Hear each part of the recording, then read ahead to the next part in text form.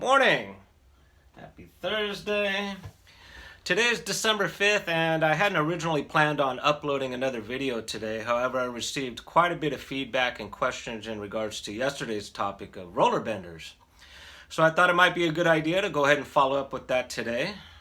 With that said, I would like to first and foremost thank everybody and anybody who's been following the Peak Cycles YouTube channel. The comments and kind words coming in, whether through the initial post or DMs, is greatly appreciated and surely motivates me to keep doing this. So I thank you. As for yesterday's topic of roller benders, I thought we could hit the shop first thing this morning, take a look at my bender again, and go from there. So let's go see what's happening with Peak Cycles.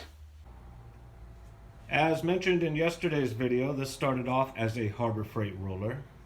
I have since upgraded it with the Gearhead Customs plate kit, which is basically single piece plate, direct bolt-on, and essentially the same thing that Swag is offering with their bottle jack and wing kit.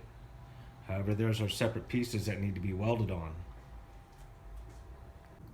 I want to touch on a couple things that was brought up yesterday in regards to shimming.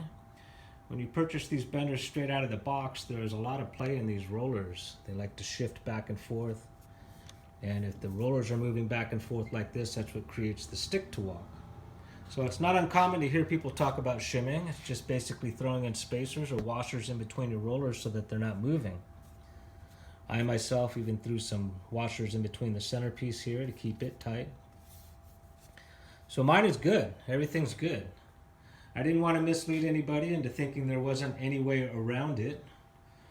I just wanted to give people a heads up that when you purchase them out of the box, you will be dealing with walking. So sure enough, no longer than 5 minutes after I posted yesterday's video, somebody chimed in and mentioned shimming. And I thought to myself, damn, how did I not talk about that? So there it is. When I speak of it, I'm speaking only of the Harbor Freight roller bender or upgrades to the Harbor Freight. I'm not speaking of the Hulk bender put out by Swag, or whether or not the Swag bender walks. I could not tell you. What I can tell you is I know at least 4 fabricators out there in the bicycle industry who own the Hulk bender. So that tells you something. I can also tell you that the fabricator who purchased the Woodward also owns a Hulk bender, and he still moved forward with the Woodward. Basically, his exact words were, the Woodward has the least amount of tolerance over any roller bender he's ever used. Now that to me is fantastic information. I mean, what do you say to that? One more thing I want to touch on is the breakdown and cost of upgrades. I talked about it briefly yesterday and I thought we'd go into a little more detail. So let's go ahead and jump back on the PC. Here we are on the Swag Off-Road website, of which yesterday we discussed the upgrade options to the Harbor Freight roller bender, the wing kit, electric kit, axle and hub, bottle jack. Also, they have an option here for the complete bundle.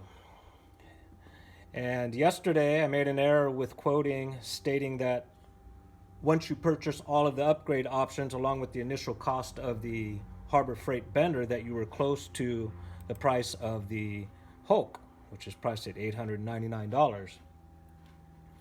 What I didn't notice is as you are choosing the options for each, and it's adding up there at the top, that the bottom option is for everything above. It's showing complete Swag kit.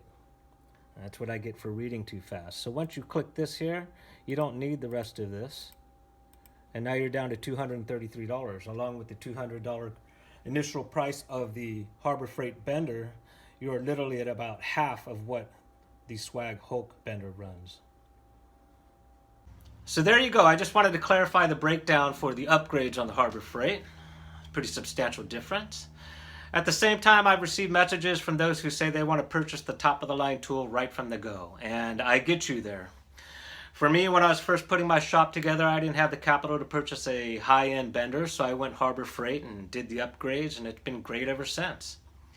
Purchasing tools can be and should be taken seriously, whether it's a $50 hand grinder or an $800 bender or a $2,000 welder. Making the right decision is important.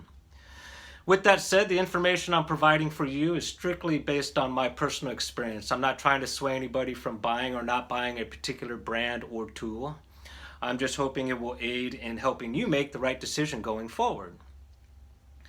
I think this topic could use another segment, talking about the swag dies. I've replaced all my Harbor Freight dies with swag dies. They got a lock and key system that helps prevent the die from spinning on the axle. We can talk about the bottle jack. We haven't discussed that yet. I'm sure people are probably wondering what that is. So if we don't pick up on that tomorrow, we will continue with it next week. That will pretty much wrap it up. I hope you enjoyed today's version of what's happening at Peak Cycles. And until next time, make it a killer day.